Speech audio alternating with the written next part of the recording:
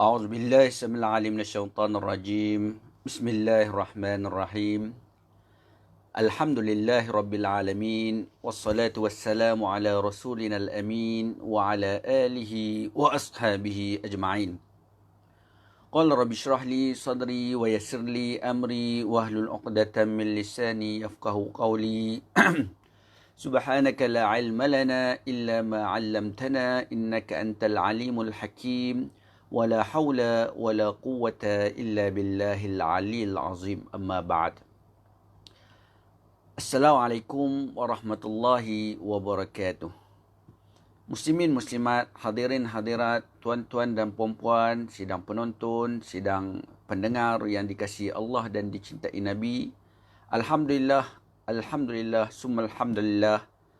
Pertama dan selama-lamanya, marilah sama-sama kita rafakkan rasa syukur yang tidak terhingga kehadap Allah Subhanahu wa taala kerana dengan izin serta kudrahnya dapat sekali lagi pada pagi yang penuh dengan keberkatan ini di waktu duha dapat sama-sama kita bersua kembali dalam kuliah Fiqh Jinayat yang disiarkan secara langsung menerusi FB Live Pusat Islam UPNM. Mudah-mudahan tuan-tuan dan puan-puan, pertemuan kita pada pagi ini akan terus diberkati dan dirahmati oleh Allah Subhanahu wa taala, dan mudah-mudahan tuan-tuan dan puan-puan, Allah SWT mengekalkan ataupun menganugerahkan nikmat kesihatan yang berpanjangan kepada kita tuan-tuan dan puan-puan, dan mudah-mudahan dengan nikmat tersebut dapat sama-sama kita manfaatkan untuk mendekatkan dan meningkatkan ketakwaan kita kepada Allah Subhanahu wa taala. Muslimin muslimat, hadirin hadirat, sidang penonton dan pendengar yang dikasihi dan dirahmati oleh Allah Subhanahu wa taala. Melihat kepada trend jangkitan COVID mutakhir ini tuan-tuan dan puan-puan, kita dapati bahawa berlakunya kadar peningkatan kes COVID yang cukup membimbangkan. Dan semalam negara kita mencatatkan rekod yang tertinggi pernah dicatatkan.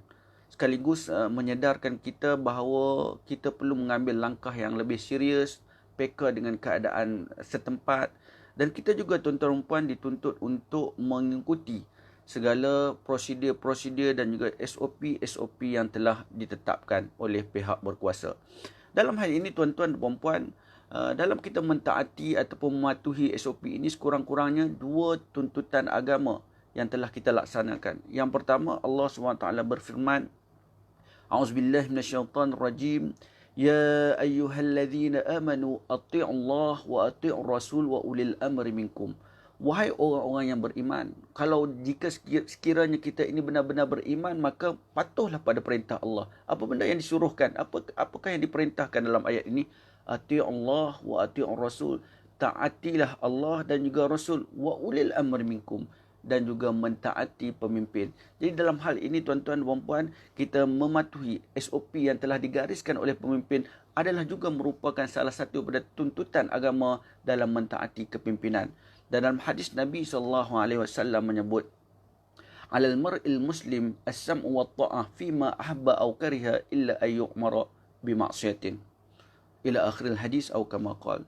Bermaksud, selagi mana tuan-tuan dan puan tidak pemerintah itu mengarahkan kita untuk melakukan kemaksiatan secara jelas, maka wajib kepada kita yang beriman ini as-sam'u wa ta'ah.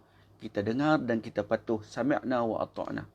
Selagi mana mereka menyuruh satu arahan itu tidak bercanggah dengan perintah agama, kita wajib taat. Fima ahabba au kariha. Sama ada perintah tersebut kita suka ataupun tidak. Tuan-tuan dan puan, kalau saya tanya tuan-tuan dan puan berkaitan dengan SOP COVID-19 ni, tuan-tuan dan puan rasa suka ke tak?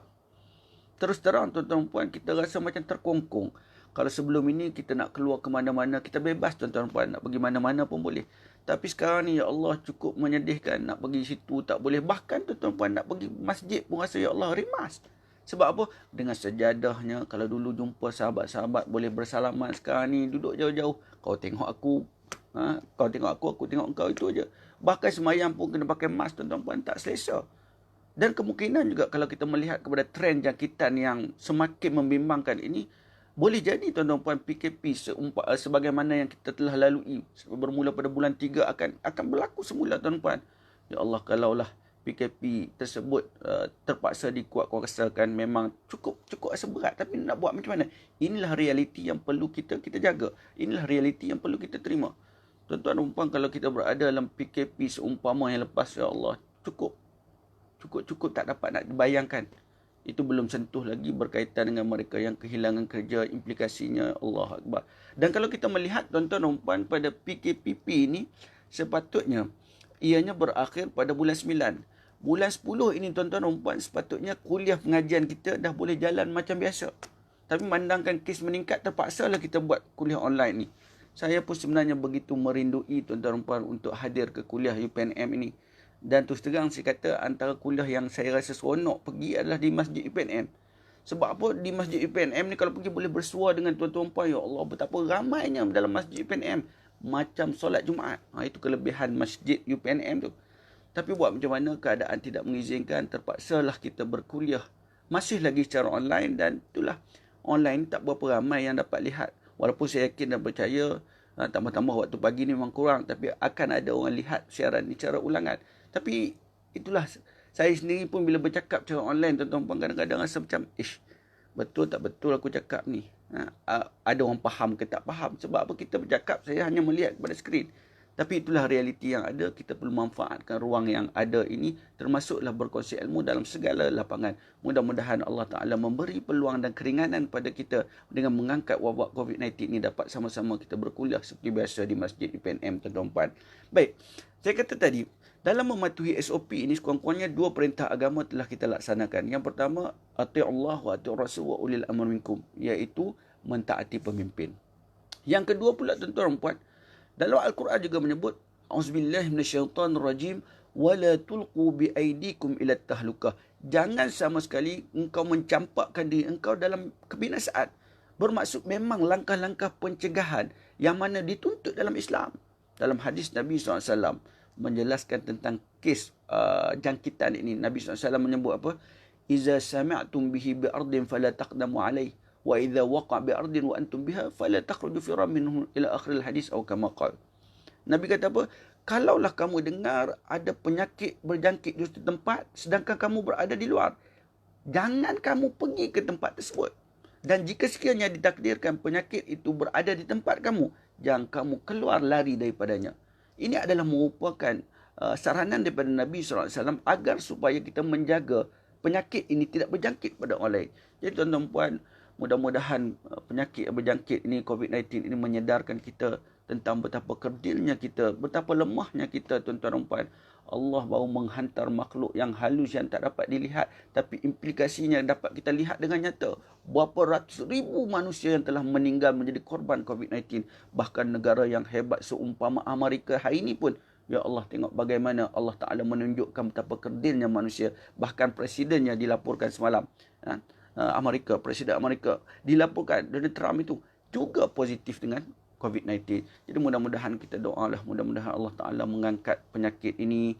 Mudah-mudahan Allah Ta'ala memberi kita kekuatan untuk mengharunginya. Dan tuan-tuan puan, yang penting dalam kita mentaati SOP ini, kita niatlah mengikut aturan agama. Mudah-mudahan kita diganjari pahala, insya-Allah. Muslimin muslimat, hadirin hadirat, sidang penonton, sidang pendengar yang dikasihi Allah dan dicintai Nabi. Alhamdulillah, pada pagi ini seperti biasa kita akan sambung pengajian tentang fiqh jinayat. Masih lagi kita menjadikan buku rujukan kita, iaitu Kanun Jinayah Syar'iyah dan Sistem Kehakiman dalam Perundangan Islam berdasarkan Al-Quran dan juga hadis, iaitu karangan mantan mufti negeri Sabah, iaitu Haji Sa'id Haji Ibrahim Almarhum. Mudah-mudahan Allah Ta'ala memberi manfaat kepada beliau dan juga kepada kita semua, insya-Allah. Allahumma amin. Tuan-tuan dan puan yang dikasihi dan dirahmati oleh Allah Subhanahu Wa Taala, alhamdulillah, pada siri kuliah yang lepas kita telah mula membicarakan tentang qisas, iaitu salah satu daripada hukuman dalam syariat Islam yang mana ia juga ditetapkan oleh Allah Subhanahu Wa Taala dari sudut jenis hukuman dan juga kadarnya, sebagaimana hukuman hudud. Cuma bezanya qisas dan hudud ini apa, tuan-tuan dan puan? Qisas dan hudud ini keduanya ditetapkan oleh Allah Subhanahu Wa Taala. Cuma hudud ini ia adalah hak mutlak Allah Subhanahu Wa Taala. Bermaksud kalaulah suatu hukuman itu satu kesalahan yang di-enactmentkan, yang dikanunkan di bawah kesalahan jenayah hudud itu dibicarakan dan didapati bersalah. Sebagai contoh dalam kes perzinaan. Seorang itu melakukan perzinaan, kemudian dibicarakan dan dibuktikan bahawa dia bersalah, maka ketika itu tidak ada mana-mana kuasa, hatta agung sekalipun, tidak ada hak untuk mengampunkan ataupun menafikan daripada hukuman tersebut dilaksanakan, kerana hudud ini merupakan hukuman yang mana hak mutlaknya adalah milik Allah Subhanahu Wa Taala. Adapun kisah tuan-tuan dan puan, walaupun ia ditetapkan oleh Allah Subhanahu Wa Taala dari segi jenis dan juga kadar hukumannya, tetapi ia melibatkan banyak hak. Hak Allah, hak pemerintah, dan yang paling penting sekali dalam kisah ini, ia melibatkan hak waris ataupun hak mangsa. Kalau seorang itu dibunuh sebagai contoh, maka waris mempunyai hak sama ada menentukan, sama ada bila dibicarakan si pelaku jenayah ini didatukan hukuman ataupun dimaafkan. Itu dalam bab qisas. Walaupun dia mempunyai pelbagai hak, tapi ia lebih kepada hak waris, hak mangsa itu sendiri. Baik tuan-tuan dan puan, cara ringkasnya, hukuman qisas ini sebagaimana kita bicarakan pada kuliah yang lepas, kita telah mengklasifikasikan kepada beberapa bahagian. Dua bahagian. Iaitu yang pertama, al-janayatu 'ala nafsi, yang kedua al-janayatu 'ala ma duna nafsi. Iaitu yang pertama jenayah terhadap diri, dan yang kedua jenayah terhadap selain pada diri. Apa maksud dia tuan-tuan dan puan? Al-janayatu 'ala nafsi bermaksud diri sini nyawa. Jenayah terhadap nyawa iaitu apabila jenayah itu dilakukan sehingga menyebabkan seorang itu kehilangan nyawa, maka disebut sebagai pembunuhan. Yang pertama adalah klasifikasi yang pertama adalah pembunuhan. Yang kedua pula adalah jenayah selain daripada nyawa, iaitu mencederakan. Dan pada kuliah yang lepas juga tuan-tuan dan puan, kita telah mula mendetailkan kes-kes pembunuhan. Tuan-tuan dan puan masih ingat ada berapa kategori kes pembunuhan? Benda ini perlu kita fahami kerana setiap kategori itu mempunyai implikasi hukum yang berbeza. Baik. Pada minggu lepas, pada kuliah lepas, kita telah mengklasifikasikan jenayah ini kepada jenayah pembunuhan ini kepada 3 kategori. Yang pertama namanya qatlul amdi, yang kedua qatlul shibul amdi, yang ketiga adalah qatlul qata'. Apa itu qatlul amdi? Qatlul amdi ini pembunuhan secara sengaja. Qatlul shibul amdi, pembunuhan yang seumpama sengaja. Manakala yang ketiga qatlul qata', iaitu pembunuhan tersalah. Pembunuhan secara sengaja ini bagaimana tuan-tuan dan puan? Iaitu apabila seorang itu melakukan satu tindakan dengan berniat ataupun memotifkan untuk membunuh, maka ia dikira sebagai qatlul amdi, bunuh secara sengaja. Manakala qatlul shibul amdi pula adalah apabila satu tindakan itu dibuat kepada seseorang dengan niat untuk melakukan tindakan tersebut, tetapi dia tidak berniat untuk membunuh. Tiba-tiba pelakuan dia itu menyebabkan mangsa tersebut mati, maka ini kategorinya disebut sebagai qatlul shibul amdi. Sebagaimana kita detailkan pada kuliah siri lepas.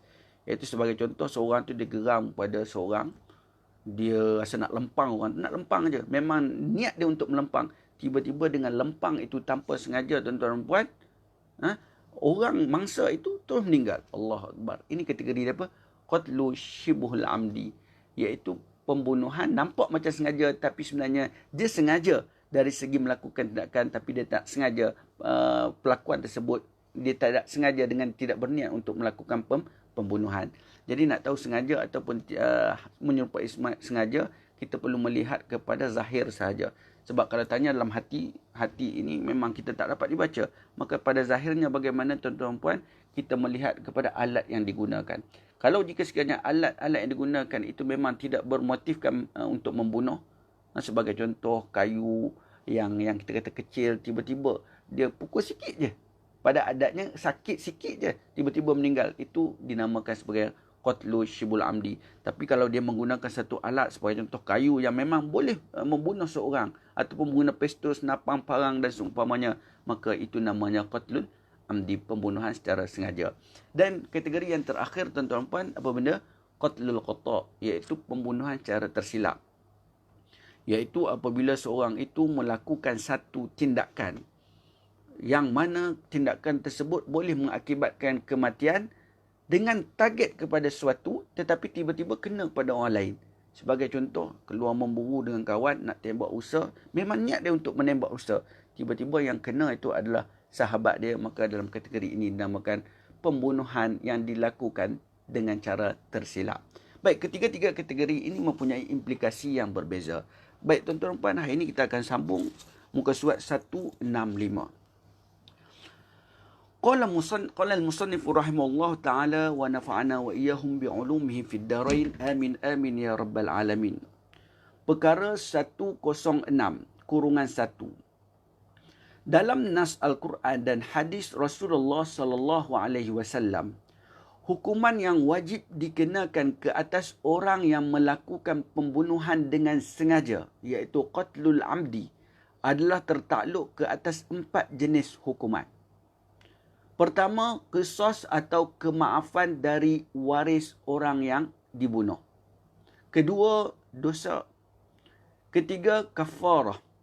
Dan yang keempat, terhalang daripada mewarisi dan menerima wasiat dari orang yang dibunuh, sama ada pembunuhan itu sengaja atau tersalah.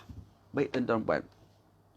Kategori yang pertama iaitu seorang itu melakukan pembunuhan dengan niat untuk membunuh dan mangsa tersebut mati. Dalam kes ini, apa yang berlaku? Hukuman kepada pembunuh ada 4, tuan-tuan dan puan. Yang pertama tadi apa? Qisas. Iaitu kalau seorang itu dibunuh, maka waris boleh meminta supaya penjenayah itu dibunuh semula. Itu nama qisas. Ataupun waris juga boleh memaafkan. Sama ada memaafkan secara penuh ataupun memaafkan secara bersyarat yang akan kita bincangkan selepas ini. Baik, yang pertama apa, tuan-tuan dan puan? 4 implikasi, 4 hukuman. Yang pertama boleh dikenakan qisas atau dimaafkan oleh waris. Yang kedua apa? Dosa. Orang yang membunuh orang ini dikategorikan sebagai dosa, bahkan dosa yang cukup besar. Dalam Al-Quran surah Al-Zalzalah sebagai contoh, فَمَنْ يَعْمَلْ مِثْقَالَ ذَرَّةٍ خَيْرًا يَرَهُ وَمَنْ يَعْمَلْ مِثْقَالَ ذَرَّةٍ شَرًّا يَرَهُ.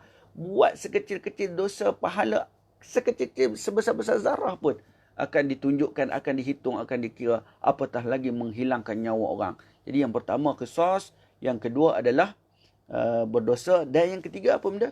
Kafarah. Kafarah ini apa, tuan-tuan dan puan? Iaitu tebus kesalahan dengan perlu membayar denda dan seumpamanya yang akan kita bicarakan selepas ini. Dan yang keempat, terhalang daripada mewarisi. Iaitu si pembunuh ini dia tak boleh mewarisi harta orang ataupun mangsa yang dia bunuh tersebut. Sebagai contoh, seorang anak ataupun seorang ayah membunuh anak dia ataupun anak membunuh ayah dia, maka sepatutnya dia ada pertalian qarabah, ahli waris yang boleh dapat pusaka. Tapi dalam soal ini dia tidak dapat pusaka walaupun pembunuhan tersebut dilakukan secara tersilap. Ini akan kita bicarakan. Jadi kesimpulannya, tuan-tuan dan puan, ada 4 implikasi kepada mereka yang melakukan qatlul amdi ini. Yang pertama, boleh dikenakan qisas. Kemudian mereka ini berdosa. Kemudian yang ketiga, mereka ini dikenakan juga kafarah. Dan yang keempat adalah mereka tidak boleh mewarisi. Baik, kita pergi satu persatu. Hukuman qisas atau kemaafan dari warisnya, dari waris yang dibunuh, wajib dikenakan ke atas orang yang melakukan pembunuhan dengan sengaja yang disebutkan dalam perenggan 1 adalah berdalilkan firman Allah SWT dan hadis Rasulullah SAW berikut. Baik, yang pertama tadi, kalau seorang itu membunuh orang lain dengan sengaja, dia kena apa? Qisas. Dan qisas ini ditentukan oleh Allah SWT, dijelaskan dalam Al-Quran dan juga hadis. Kita baca dalil yang pertama.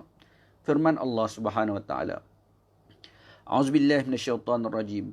Ya ayyuhalladzina amanu kutiba alaikumul qisasu fil qatla الحر بالحر والعبد بالعبد والأنثى بالأنثى فمن عفي له من أخيه شيء فاتباع بالمعروف وأداء إليه بإحسان ذلك تخفيف من ربكم ورحمة فمن اعتدى بعد ذلك فله عذاب أليم. Surah Al-Baqarah ayat 179. Baik, kita baca maksud dia, tuan-tuan dan puan. Wahai orang-orang yang beriman, Jadi seruan ayat ini khusus pada mereka yang beriman. Kalau benar-benar kamu beriman, kamu perlu sami'na wa ata'na. Ya, kami orang beriman, kami dengar dan kami patuh. Apa arahannya? Diwajibkan. Hukum dia wajib, tuan-tuan. Kamu menjalankan hukuman qisas, iaitu balasan yang seimbang dalam perkara orang yang mati dibunuh. Iaitu orang merdeka dengan orang yang merdeka, dan hamba dengan hamba, dan perempuan dengan perempuan. Ayat ini jelas. Kalau kita sekiranya memang benar-benar beriman, maka kita diwajibkan untuk melaksanakan hukuman qisas. Dengan cara orang yang bunuh, maka dia perlu dikenakan hukuman bunuh terhadapnya. Maka sesiapa yang dapat sebahagian keampunan dari saudaranya. Dalam ayat ini menyebut apa? Siapa yang dapat sebahagian keampunan dari saudaranya. Iaitu seorang itu si A membunuh si B, maka waris B memaafkan. Kalau tak maafkan, kena kembali pada hukum asal, iaitu qisas. Si A itu perlu dibunuh. Tapi dalam situasi kalau jika sekiranya dimaafkan, tapi kemaafan oleh waris ini sebahagian. Bermaksud dia maafkan, aku maafkan dari segi kau tak perlulah dikenakan hukuman bunuh, tapi aku nak benda lain. Itu maksud dia.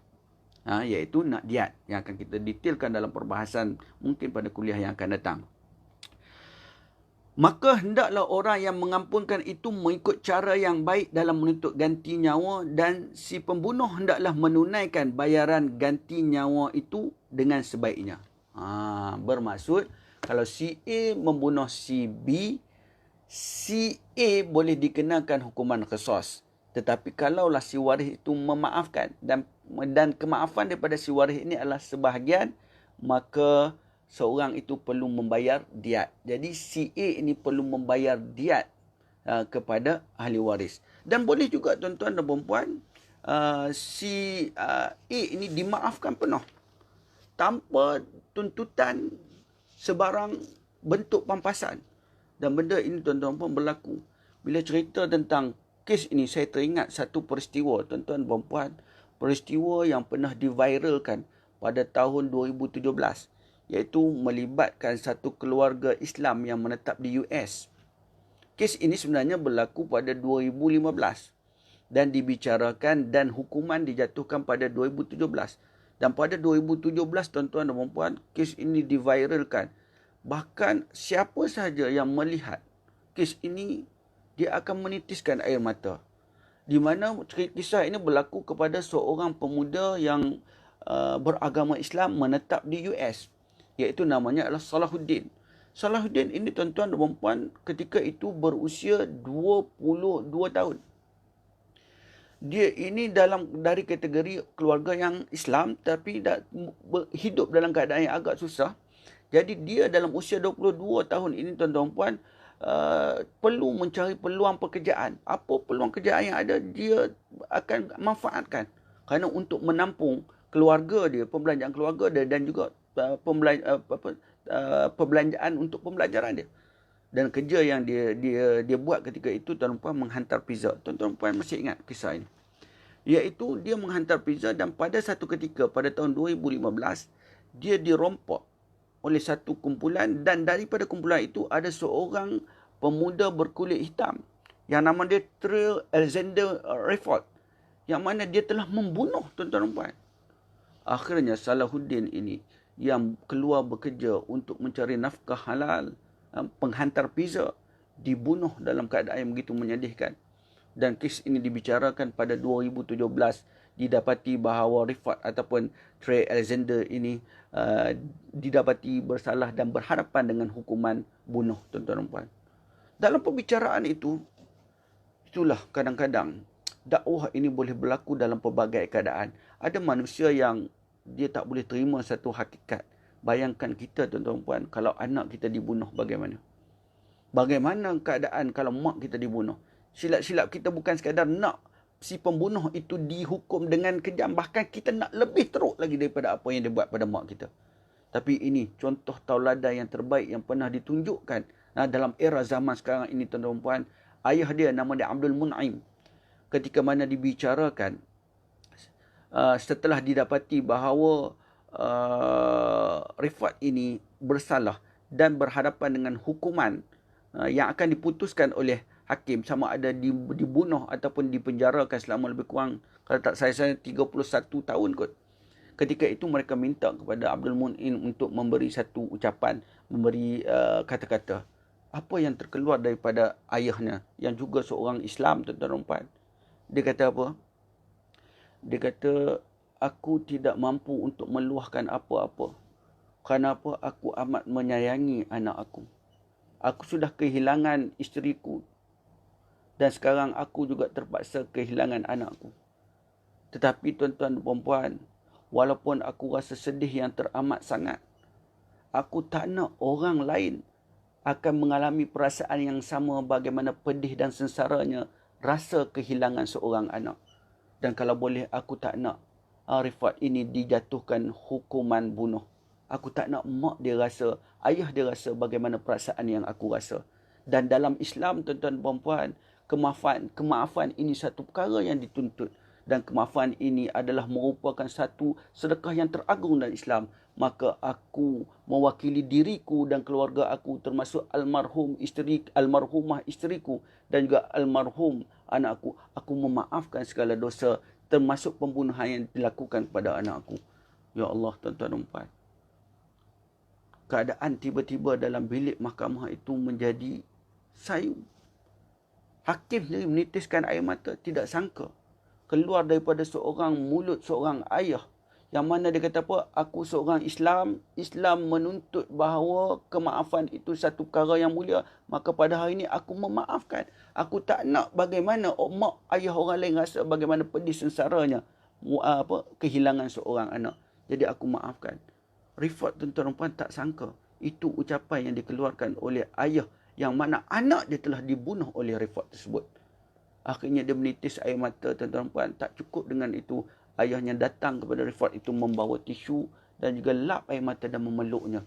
Dan dia sempat berpesan, aku berharap kalaulah jika sekiranya engkau dikenakan hukuman penjara, setelah engkau keluar nanti, kau pilihlah kawan-kawan yang baik. Ya Allah, itulah toleransi dan juga kebaikan yang ditunjukkan dalam Islam. Tuan-tuan dan puan, dalam ayat ini secara jelas, apabila seorang itu dibunuh, maka waris mempunyai hak bergantung kepada waris itu sendiri. Sama ada dia nak dibunuhkan dan nak mangsa itu si pembunuh itu dijatuhkan hukuman bunuh, ataupun dia minta diat ganti rugi, ataupun boleh maafkan. Yang penting dia redha. Dan benda ini telah berlaku, tuan-tuan dan puan, antaranya secara jelas diviralkan pada tahun 2017. Baik, tuan-tuan dan puan, kita sambung lagi ayat ini. Yang demikian itu adalah suatu keringanan dari Tuhan kamu, serta suatu rahmat kemudahan. Bermaksud sepatutnya dia bunuh orang, dia kena bunuh balik. Tapi Allah Ta'ala bagi kepada waris untuk menentukan. Dan ini merupakan satu rahmat dan keringanan. Sebagaimana kes yang kita contohkan tadi. Kalau ikutkan Trevor Alexander Rifat ini dibunuh, tapi nampak dia dapat pengampunan daripada ayahnya. Dan keputusan akan diputuskan oleh pihak hakim. Baik, sesudah itu, sesiapa yang melampaui untuk membalas dendam pula, maka baginya azab seksa yang tidak terperi sakitnya. Bermaksud ini adalah ketetapan dalam agama. Maka bila dah dibicarakan, kalau jika sekiranya waris dah maafkan, maka selepas itu perlu berdamai, tidak lagi boleh menimbulkan konflik dan seumpamanya. Siapa yang buat lebih daripada apa yang ditetapkan, sebagai contoh dia nak bunuh lebih daripada apa yang dia nak buat, dengan lebih kejam lagi, atau menuntut ganti rugi yang melampau-lampau, maka ini adalah terkeluar daripada garis panduan agama. Kenapa? Tujuan hukuman ini dilaksanakan sebagai pencegahan dan juga untuk menuntut keadilan yang sejagat kepada seluruh umat. Baik, tuan-tuan puan, ayat yang berikutnya. Walakum fil qisasi hayatun ya ulil albab la'allakum tattaqun. Dan di dalam hukuman qisas itu ada jaminan hidup bagi kamu, wahai orang-orang yang berakal. Dan di dalam hukuman qisas itu ada jaminan hidup bagi kamu, wahai orang-orang yang berakal fikiran, supaya kamu bertakwa. Baik, tuan-tuan dan puan-puan, dalam ayat ini juga menceritakan bahawa qisas ini merupakan satu tuntutan. Dan cara jelas kata walakum, qisas ini untuk kita. Bukannya untuk Allah SWT. Allah menetapkan hukuman qisas ini kelebihan manfaat dia adalah untuk kita yang kerdil ini. Untuk apa? Untuk menjamin kemaslahatan, untuk menjaga nikmat keamanan dan juga hak-hak setiap manusia untuk hidup dengan aman dan damai. Dan benda ini merupakan satu perkara yang perlu dilaksanakan kerana ia mempunyai hikmah yang cukup besar, yang mana hikmah itu kembali kepada umat manusia itu sendiri. Baik, dalam hadis Nabi SAW ada menyebut, Man qutila lahu qatilun fahuwa bi khairin nazrain, imma ay yaftadi wa imma ay yaqtul. Maksudnya apa? Sesiapa yang dibunuh, maka ahli warisnya bolehlah memilih di antara dua perkara. Si A itu apabila membunuh si B, maka waris si B itu boleh memilih antara dua perkara. Apa perkara tersebut? Yang pertama, sama ada ia menuntut diat. Boleh dia tak nak qisas, dia menuntut diat, minta ganti rugi. Atau meminta dikenakan hukuman qisas. Jadi waris si B ini ada dua pilihan. Sama ada dia nak minta diat, ganti rugi, ataupun dia kata duit tak nak. Yang aku nak adalah pembunuh itu mesti dikenakan hukuman sama, iaitu dia telah membunuh si B, maka waris si B kata, aku nak si A ini juga dibunuh. Okey, jadi ada dua pilihan di sini. Sama ada diat ataupun qisas. Baik, dalam hadis yang lain diriwayatkan daripada Ibnu Abbas radhiyallahu an. Al-amdu qaudun illa ay ya'fwa waliyul maqtul. Maksudnya apa? Pembunuhan yang sengaja wajib dikenakan hukuman qisas kecuali dimaafkan oleh wali, iaitu waris orang yang dibunuh. Jadi dalam hadis ini menyebut secara jelas, apabila si A membunuh si B dengan sengaja, maka ketika itu wajib, tidak boleh tidak, si A itu mesti dikenakan qisas, iaitu dibunuh balik. Melainkan jika sekiranya mendapat keampunan daripada pihak waris. Jadi ada dua kategori lah qatlul amdi ni. Sama ada yang pertama qisas, dan kalau jika sekiranya dimaafkan oleh waris, maka dia tidak dikecualikan daripada qisas. Ada dua pilihan di situ. Baik, kita sambung lagi. Orang yang membunuh orang-orang yang beriman dengan sengaja, hukumnya adalah haram. Membunuh orang, tuan-tuan dan puan, adalah haram. Bahkan membunuh binatang pun tanpa keperluan, apatah lagi dengan cara yang zalim, maka ia adalah satu benda yang dilarang. Dan balasannya adalah neraka Jahannam. Mereka yang membunuh orang ni, tempatnya adalah neraka Jahannam. Dan Allah mensediakan ke atas mereka azab siksa di akhirat kelak. Firman Allah Subhanahu wa taala, A'udzubillahi minasyaitonir rajim. وَمَنْ يَقْتُلْ مُؤْمِنًا مُتَعَمِّدًا فَجَزَاؤُهُ جَهَنَّمُ خَالِدًا فِيهَا وَغَضِبَ اللَّهُ عَلَيْهِ وَلَعَنَهُ وَأَعَدَّ لَهُ عَذَابًا عَظِيمًا. Surah An-Nisa ayat 93. Maksudnya, tuan-tuan dan puan, dan sesiapa yang membunuh seseorang mukmin dengan sengaja, maka balasannya ialah neraka Jahannam. Kekal ia di dalamnya, dan Allah murka kepadanya dan melaknatnya serta menyediakan baginya azab siksaan yang besar. Tuan-tuan dan puan, baik, saya ada terbaca di bawah ni komen tak dengar suara. Tuan-tuan dan puan bagaimana? Minta respon. Boleh dengar ke tak?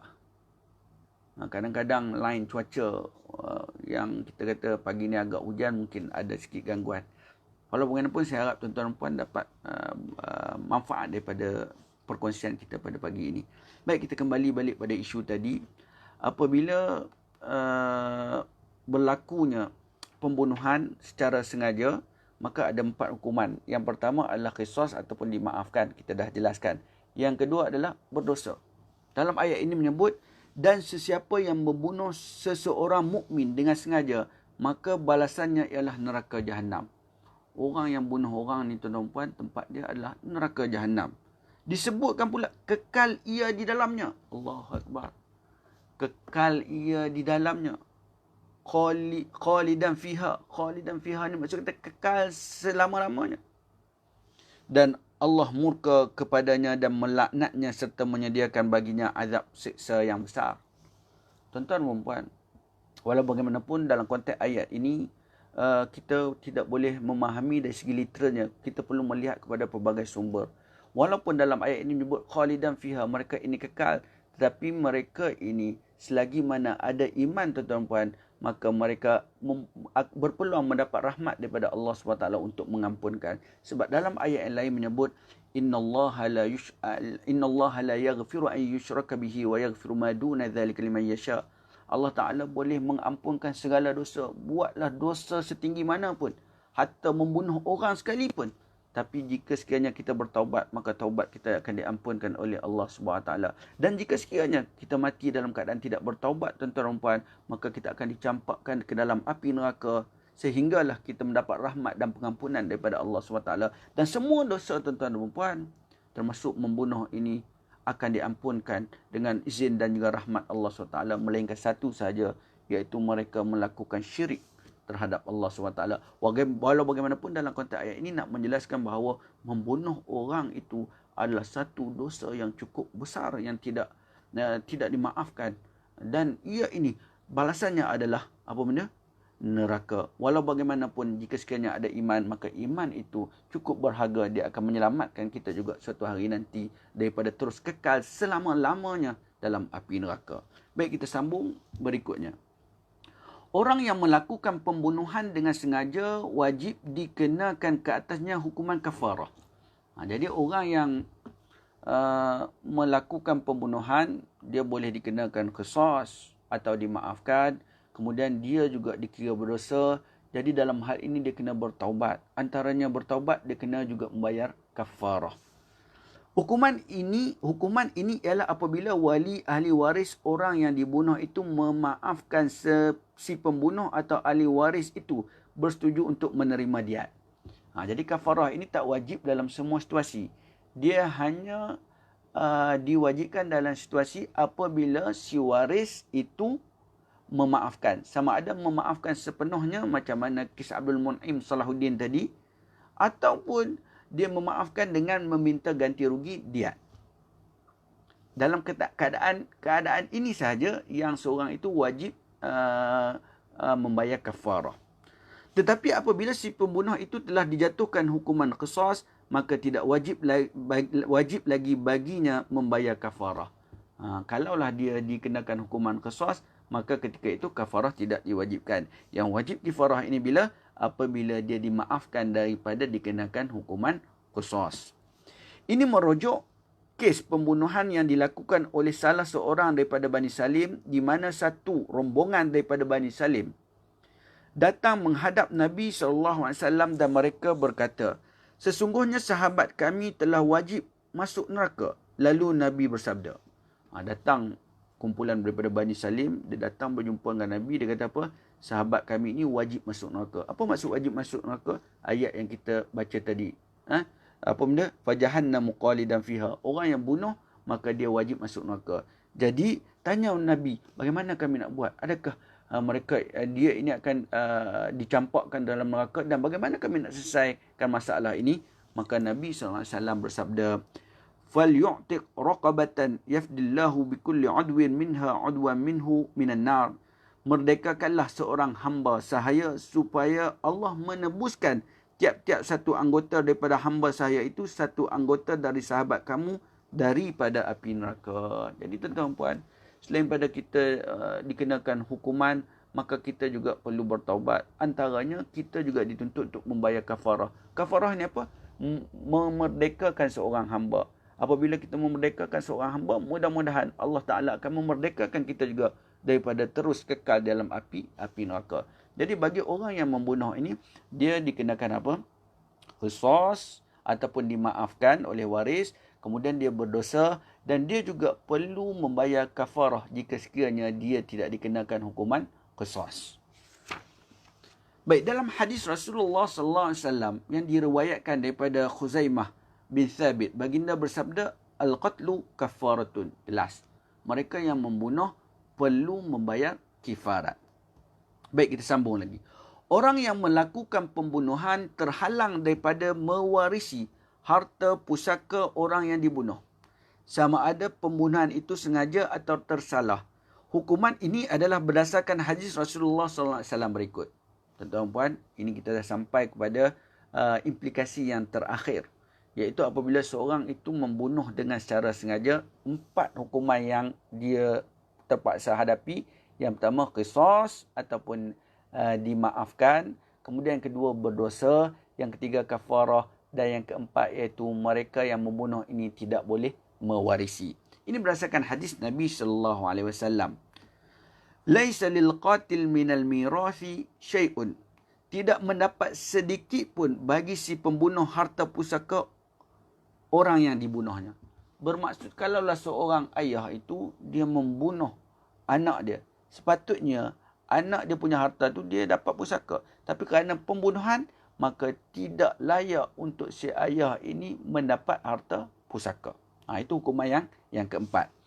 Hadis lain menyebut, laisa lil qatili syai'un wa illam yakul lahu warisun fawarithuhu aqrabun nas ilaihi wa la yarisul qatilu syai'a. Sama juga.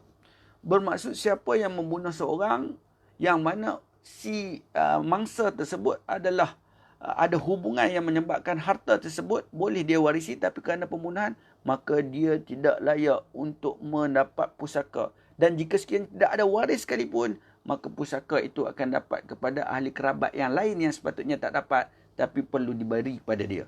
Sebagai contoh, seorang anak bunuh ayah dan dia juga mempunyai anak saudara, sepatutnya dia yang dapat kita kata apa, pusaka tersebut, dan anak saudara dia tak dapat. Tapi disebabkan dia bunuh, maka dia tak layak dapat bagi kepada orang lain, termasuklah anak saudara yang sepatutnya tidak dapat pada asalnya, tapi perlu diberikan kepada anak saudara tersebut. Sebab apa?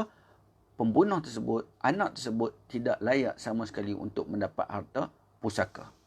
Baik, kita sambung lagi. Dan diriwayatkan daripada Qallas bahawa seorang lelaki telah melontar dengan batu. Ini cerita seorang lelaki, dia ambil batu, dia baling, tuan-tuan puan. Maka lontarannya itu terkena kepada ibunya. Dia nak baling, tak sengaja ni terkena. Tiba-tiba terkena ibu dia. Allahu Akbar, tuan-tuan puan. Nak baling satu benda, batu. Tiba-tiba batu tu terkena ibunya. Apa berlaku pada ibunya? Lalu mati. Mati, tuan-tuan dan puan. Ni tak sengaja ni. Maka lelaki itu minta bahagiannya dari harta pusaka ibunya. Bila mak dia dah mati, dah dikebumikan apa, sebagai seorang anak, dia kata apa? Aku seorang anak, aku layak mendapat harta pusaka daripada ibuku. Jadi dalam kes ini apa? Maka berkata saudara-saudara lelaki itu kepadanya. Ni adik-beradik dia yang lain tak puas hati lah. Engkau tidak mendapat apa-apa hak dan bahagian dari harta pusaka ibu. Dia kata tak boleh. Kau dah baling batu dah. Walaupun tak sengaja, tapi kerana batu tersebut menyebabkan mak mati, kau tak layak dapat apa-apa. Lalu mereka membawa kes ini kepada Sayyidina Ali radhiyallahu anhu. Tak puas hati. Ketika ini di era pemerintahan Sayyidina Ali, bawa pergi jumpa Sayyidina Ali. Maka Sayyidina Ali berkata kepada lelaki itu, apa dia kata? Haqquka min mirasiha al-hajar fa'ughrimhu diyah wa lam yu'tihi min mirasiha syai'a. Maksud dia apa? Hak engkau dari harta waris, harta pusaka peninggalan ibu engkau ialah batu. Hak engkau apa benda? Tak ada, batu tu. Kau yang baling walaupun tak sengaja, itu je hak engkau. Maka bayarkanlah untuk diat. Bukan kata dia tak layak dapat pusaka, tapi dia kena bayar diat pula. Dan beliau, iaitu Sayyidina Ali, tidak memberi sedikit pun harta waris kepada lelaki tersebut. Jadi tuan-tuan dan puan, dalam cerita ini memang jelas menunjukkan bahawa seorang yang membunuh secara sengaja itu, dia berhadapan dengan 4 hukuman. Yang pertama apa benda tuan-tuan dan puan? Qisas, dibunuh balik ataupun dimaafkan. Kemudian dia berdosa, dia perlu membayar kafarah dan dia tidak layak mendapat harta pusaka. Baik, kita sambung lagi tentang hukum pembunuhan yang serupa dengan sengaja. Perkara 107/1. Hukuman yang wajib dikenakan ke atas orang yang melakukan pembunuhan yang serupa dengan sengaja adalah tertakluk ke atas 2 jenis hukuman. Ini orang yang bunuh secara syibhul amdi, iaitu serupa dengan sengaja. Iaitu dia berniat untuk melakukan tindakan, tetapi tindakan tersebut dia tak berniat pun untuk membunuh. Sebagaimana kita kata apa, bergaduh, dia nak lempang orang. Dia memang niat nak lempang. Tiba-tiba lempang. Tiba-tiba tentu apa berlaku? Orang yang kena lempang itu meninggal. Jadi dalam kategori ini, dia menghadapi berapa hukuman? Ada 2. Kalau tadi qatlul amdi ada 4. Kalau bagi mereka yang syibul amdi, lempang orang dengan niat untuk melempang bukan membunuh, tiba-tiba mangsa tersebut mati, maka dia ada 2 hukuman. Apa benda? Yang pertama dosa. Sebab apa dosa? Sebab tak sengaja. Tak sengaja dari segi bunuh, tapi memang dia sengaja dari segi lempang, maka dosanya tetap dikira. Yang kedua, diat yang berat, iaitu diat mughallazah. Biasanya kita dengar mughallazah ni najis, tuan-tuan. Tapi dalam diat ini ada kategori dia. Ada mughallazah, ada muqaffafah, ada taghlis yang akan kita bincangkan. Bermaksud, diat mughallazah ni diat yang najis mughallazah apa, tuan-tuan? Najis mughallazah adalah najis yang berat. Maka diat ini pun diat yang berat. Bagaimana berat? Kita akan detailkan. Cuma secara umumnya, diat mughallazah ni berat dari segi nilainya, cara bayarannya, siapa yang perlu bayar. Jadi dihukumkan agak berat. Sebab apa agak berat? Kerana dia ini melakukan satu tindakan yang memang niat untuk melakukan tindakan tersebut. Cuma dia tidak dikenakan qisas. Kerana apa? Dia tidak berniat sebenarnya untuk membunuh seorang itu. Baik, kita baca dalilnya pula. Dalam nas Al-Quran dan hadis, membunuh manusia secara zalim tanpa sesuatu sebab yang diharuskan oleh syarak adalah haram dan termasuk dalam dosa besar. Ini adalah merujuk firman Allah Subhanahu wa taala. A'udzubillahi minasyaitonirrajim. ولا تقتلوا النفس التي حرم الله إلا بالحق ومن قتل مظلوما فقد جعلنا لوليه سلطانا فلا يسرف في القتل إنه كان منصورا. Surah Al-Isra ayat 33. Maksudnya apa, tuan-tuan? Dan janganlah kamu membunuh diri seseorang manusia yang diharamkan oleh Allah membunuhnya. Jelas, jangan sama sekali. Jangan di sini bermaksud larangan, haram. Jangan kamu membunuh seorang yang diharamkan oleh Allah Ta'ala membunuhnya. Ini yang diharamkan, maksudnya nyawanya terpelihara. Berlainan dengan mereka memang sepatutnya dibunuh. Kerana apa? Kerana mungkin kesalahan murtad dan seumpamanya itu dikecualikan. Tapi manusia yang tak boleh dibunuh ini, manusia yang darahnya terpelihara, jangan sama sekali siapa pun untuk melakukan kezaliman, apatah lagi untuk membunuh dia. Kecuali dengan alasan yang benar. Sebagaimana kita bagi contoh tadi. Dia melakukan kesalahan, dia berzina dan dia ini muhsan, iaitu telah berkahwin dan dibuktikan kesalahan tersebut. Maka ketika itu, pembunuhan itu adalah dibenarkan kerana mempunyai alasan-alasan yang kukuh. Dan siapa yang dibunuh secara zalim, ini bunuh secara sengaja ni, maka sesungguhnya kami telah menjadikan warisnya berkuasa menuntut balas. Bagi mereka yang dibunuh secara sengaja, secara zalim, maka waris mempunyai hak untuk menuntut qisas kepada si pembunuh tersebut. Dalam pada itu, janganlah ia melampau-lampau dalam menuntut balas bunuh itu. Jangan melampau-lampau. Ini dalam kategori pembunuhan tidak sengaja. Kalau telah pembunuhan tersebut dilakukan tidak sengaja, maka waris itu tidak layak untuk menuntut qisas. Tapi dia boleh menuntut apa? Diat. Kerana sesungguhnya ia adalah mendapat sepenuh-penuh pertolongan. Apa yang telah dijelaskan dalam agama kita ini adalah merupakan satu benda yang baik. Benda yang adil. Nak menjaga kemaslahatan kedua-dua pihak. Iaitu kemaslahan mangsa dan juga seorang pelaku. Apatah lagi dalam kes yang kita bicarakan ini, pelaku ini memang tidak berniat pun untuk membunuh. Tiba-tiba pelakuan dia tersebut menyebabkan si mangsa itu meninggal. Maka ketika ini perlu ada timbang tara.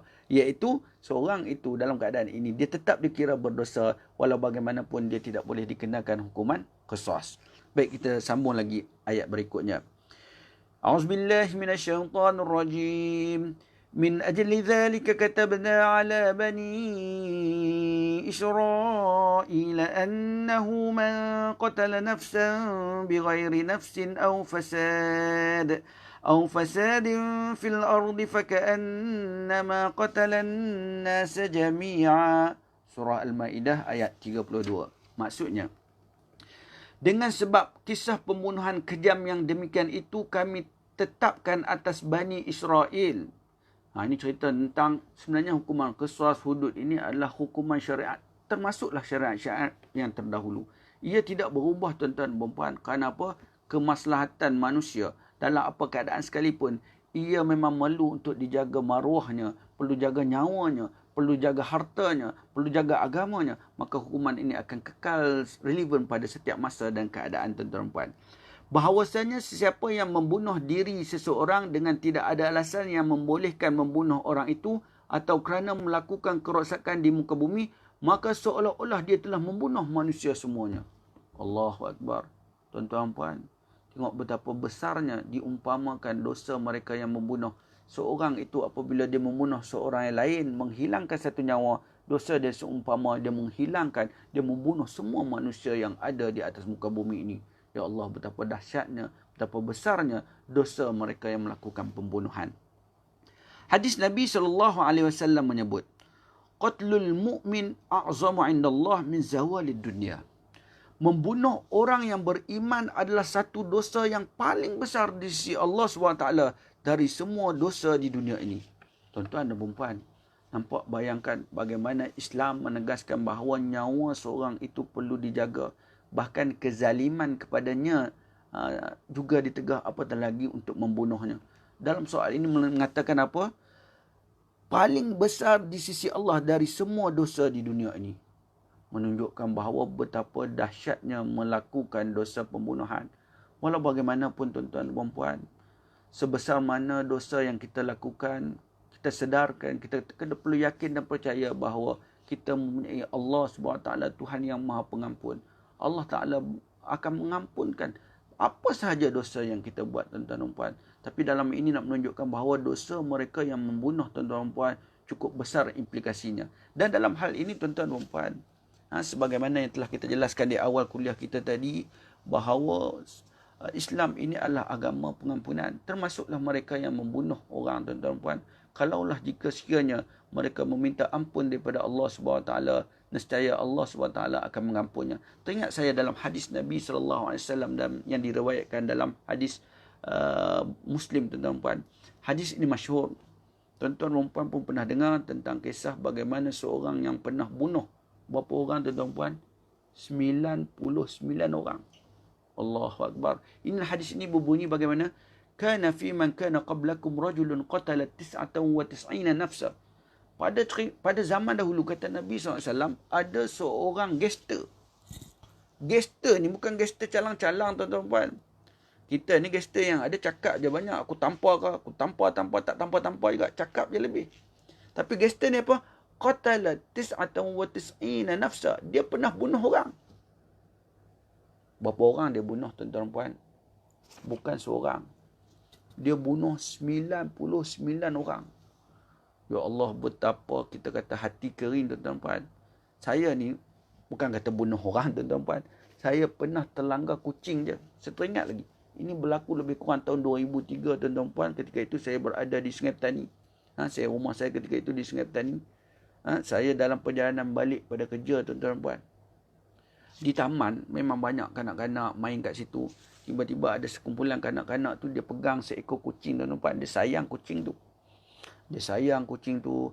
Dia jalan-jalan. Tiba-tiba elok je saya belok je nak masuk ke rumah saya, dekat dah nak sampai, tuan-tuan dan puan. Budak yang pegang kucing dia terpijak batu. Akhirnya menyebabkan dia terjatuh, tercampak kucing dia. Nasib baik saya tak terlanggar dia. Tapi apa berlaku? Kucing itu jatuh memang bertepatan dengan tayar kereta saya. Jadi apa yang boleh saya buat? Memang tak boleh nak buat apa, tuan-tuan. Melainkan tiba-tiba terasa terlanggar kucing tersebut. Meninggal di situ, tuan-tuan. Allahu Akbar. Bukan kata bunuh manusia. Bunuh kucing pun sampai ke hari ini saya ingat, tuan-tuan dan puan. Apatah lagi, tuan-tuan dan puan, budak-budak sebut menangis sedih, tuan-tuan dan puan, pakai angkat kucing tu ramai-ramai pergi tanam. Dan malam tu, tuan-tuan dan puan, saya duduk di ruang tamu. Budak-budak keluar depan rumah, kawasan-kawasan taman, pergi mengaji. Lalu je depan rumah saya dengar. Dia orang kata apa? Ini rumah ni pakcik ni yang langgar kucing saya tadi. Melanggar kucing kita sampai mati ni. Bila dengar tu, ya Allah, rasa salah yang teramat sangat. Allah Akbar, tu baru tanpa sengaja kucing. Ini kisah gangster ni, dia bunuh orang, tuan-tuan puan. Bunuh orang pula 99 orang. Allah Akbar. Tapi hebatnya dia ni, tuan-tuan puan. Walaupun dia bunuh orang, sampai 99 nyawa telah melayang di tangan dia. Tapi untungnya dia sebab apa? Dia masih lagi ada dalam hati dia rasa, ya Allah, aku bersalah, ya Allah. Aku berdosa ya Allah. Ini hebatnya dia tuan-tuan dan puan. Kita pada hari ini, kalau kadang-kadang kita tinggal suruhan Allah Ta'ala, kita meninggalkan solat, kita melakukan kemaksiatan, kita lawan mak ayah, tiba-tiba kita tak rasa apa. Sebenarnya kita lebih jahat, lebih zalim, lebih kejam daripada si pembunuh tadi. Untungnya tuan-tuan dan puan, walaupun dia bunuh 99 orang, dia kata apa? Fasa'ala an a'lami ahli al-ard. Dia cari, aku nak bertaubat ni. Boleh tak kau orang tunjukkan kepada aku siapakah yang dapat membantu aku untuk aku kembali bertaubat kepada Allah Subhanahu Wa Taala. Fadulla ala rahibin fa'atahu faqala. Maka orang kata kalau kau nak bertaubat, ni ada seorang rahib. Rahib ni apa tuan-tuan puan? Abid. Kerja dia hanya duduk dalam masjid, duduk berzikir. Sebab itu tuan-tuan puan, berzikir ni baik. Tapi sebenarnya lebih baik pada itu adalah mereka yang alim, mengetahui, pelajar. Sebab apa? Kalau sekadar berzikir, kadang-kadang kita salah faham. Dia ni nak cari, sebab tu tuan-tuan, nak bertaubat, nak kembali rujuk kepada agama, nak jadi manusia yang baik, kita perlu cari seorang yang boleh membantu kita. Dalam kes ini berlaku kesilapan. Dia nak bertaubat, dia dah bunuh 99 orang tuan-tuan. Dia nak bertaubat, maka ahli masyarakat kata, kau pergi jumpa ni. Tok Syekh ni dia duduk di masjid je. Dia ini cukup baik, tak pernah melakukan kejahatan, kemaksiatan yang kami tahulah. Pergi jumpa dia. Fadulla ala rahibin. Maka dia orang suruh pergi pada rahib. Maka dia pergi fasa'ala. Maka dia tanya apa? Dia bagi tahu. Innahu qatala 99 nafsa. Fahallahu min taubah. Dia cerita balik pada rahib tersebut. Wahai rahib, wahai Tok Syekh yang mana memang duduk di masjid je, aku teringin nak jadi baik ni. Tapi aku dah bunuh 99 orang. Fahallahu min taubah. Adakah bagi dia ni, orang macam aku ni, ada lagi pintu jalan untuk bertaubat? Tuan-tuan dan puan, apa rahib tu cakap? Itu kadang-kadang rahib ni dia tak menjiwai bagaimana keadaan masyarakat di luar. Dia kata apa? Kau bunuh 99 orang, kau nak bertaubat? Astaghfirullahalazim. Aku duduk di sini, duduk berzikir sepanjang hari pun aku rasa bersalah. Yang teramat sangat pada Allah SWT. Engkau dah bunuh 99 orang. Mana mungkin taubat engkau akan diterima oleh Allah SWT. Tuan-tuan dan puan, orang ni baru nak baik, baru nak balik pada agama, dengan hasrat nak cari jalan bagaimana bertaubat. Dah lah dia kaki gangster tuan-puan. Dengar-dengar macam tu apa berlaku? Dia rasa nak marah. Bila kata la faqatalahu fakammala bihi mi'ah. Tak puas hati, aku nak bertaubat. Tengok-tengok kau hina aku. Kau mengatakan bahawa aku tidak ada jalan lagi untuk bertaubat. Lebih baik aku terus melakukan kemaksiatan. Dia geram tuan-tuan dan puan. Ni geng panah barat tak ingat apa. Fakammala bihi mi'ah. Dia terus bunuh si rahib tersebut, maka lengkaplah 100 orang tuan-tuan dan puan. Daripada 99 orang, sekarang dia dah bunuh 100 orang tuan-tuan dan puan. Tapi beruntungnya dia tuan-tuan dan puan, setelah dia bunuh orang tersebut, maka dia timbul balik keinsafan. Ya Allah, aku nak kembali bertaubat padamu ya Allah. Tiba-tiba naluri hatiku, gelora nafsu aku ini menyebabkan aku tak sedar. Aku nak bertaubat, akhirnya aku telah melakukan kesalahan cukup besar. Aku bunuh seorang lagi ya Allah. Sekarang dah jadi 100 orang yang telah mati di tangan aku ya Allah. Aku ingin bertaubat. Maka dia cari lagi, dia tanya kepada orang, kemana lagi aku nak jumpa orang yang boleh membimbing aku menuju pada jalan Allah Subhanahu Wa Taala. Fadulla ala alimin. Akhirnya masyarakat kata, kau pergi jumpa pula seorang yang alim. Datang seorang yang alim ini tuan-tuan. Sebab itu ilmu itu penting. Sebab itu kita perlu mengisi hidup kita dengan ilmu. Maka apa jawab oleh si alim tersebut? Sebesar mana pun dosa yang engkau buat, engkau minta ampun kepada Allah Subhanahu Wa Taala dengan sebenar-benarnya. Allah Subhanahu Wa Taala itu Maha Pengampun. Tapi dengan syarat kau ikhlaslah meminta taubat. Dan satu perkara nak pesan, apa si alim tu pesan? Bermula pada saat sekarang ini, kau buktikan bahawa kau benar-benar bertaubat dan tak nak kembali balik kepada keadaan lama, maka kau perlu berhijrah. Memang tidak boleh tidak tuan-tuan dan puan. Nabi SAW sendiri pun ingin menegakkan negara Islam, Nabi terpaksa berhijrah. Kita pun sama pada hari ini tuan-tuan dan puan. Kalau kita sekiranya nak berhijrah daripada kemaksiatan yang kita lakukan, antara perkara yang pertama kita perlu buat, kita kena berhijrah daripada environment ataupun bi'ah yang dapat merosakkan kita. Kalau kita merokok sebagai contoh tuan-tuan dan puan, kita nak berhenti merokok, antaranya kita kena jauh daripada mereka yang menghisap rokok. Dalam hal ini seorang alim kata, kamu pergilah satu tempat yang mana tempat tersebut cukup hebat tuan-tuan dan puan, masyarakatnya, environmentnya membantu kita untuk menjadi manusia yang baik, kau berhijrahlah kepada itu, nescaya Allah Ta'ala akan mengampunkan dosa kau. Akhirnya apa berlaku tuan-tuan? Dia ni pun berhijrah. Malangnya tuan-tuan puan, dalam keadaan dia berhijrah nak ke tempat tersebut untuk bertaubat, untuk melakukan amal ibadah, tiba-tiba sampai di tengah jalan, dia ditakdirkan oleh Allah SWT mati dalam keadaan ingin bertaubat tuan-tuan puan. Apabila berlakunya kematian tuan-tuan puan, datang dua kumpulan malaikat. Ini cerita tentang kematian ni detail tuan-tuan puan. Cuma saya nak beritahu, bila kita mati nanti akan datang kumpulan malaikat. Dalam kes dia, dua kumpulan malaikat.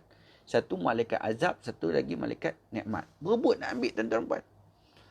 Malaikat azab kata, dia ni dah bunuh sampai 100 orang. Maka roh dia akan dibawa oleh aku sebagai malaikat azab. Sedangkan malaikat rahmat pula kata, tak. Malaikat yang beri nikmat ni kata apa? Sepatutnya aku yang ambil dia. Sebab apa? Walaupun dia dah bunuh 100 orang, tetapi dia telah bertaubat.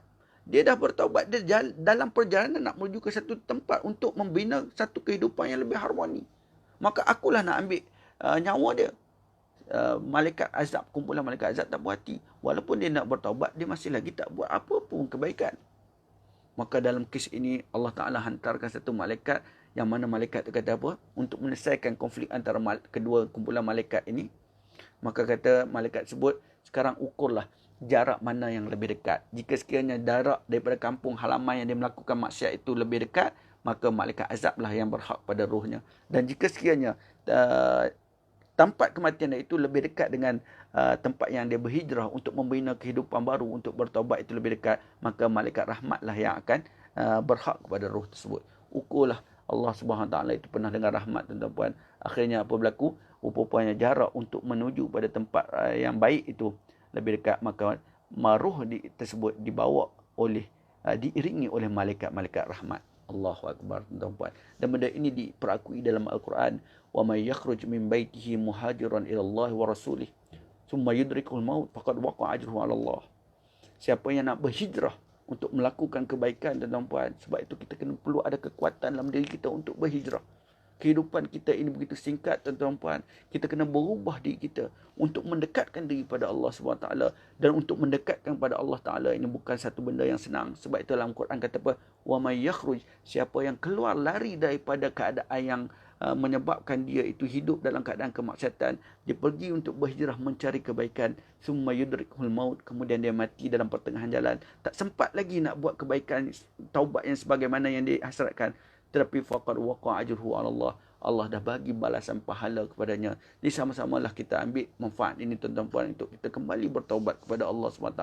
Termasuk dalam kes ini tuan-tuan puan, pembunuhan itu merupakan satu dosa yang besar. Walau bagaimanapun kalau kita bertaubat, insya-Allah taubat kita akan diterima oleh Allah Subhanahu wa taala. Jadi cukup sekadar itu perkongsian kita pada pagi ini. Mudah-mudahan ia memberi manfaat. Apa yang baik itu datang pada Allah Subhanahu wa taala, apa yang lemah itu datang daripada kelemahan diri saya sendiri. Wabillahi taufiq wal hidayah. Wassalamualaikum warahmatullahi wabarakatuh.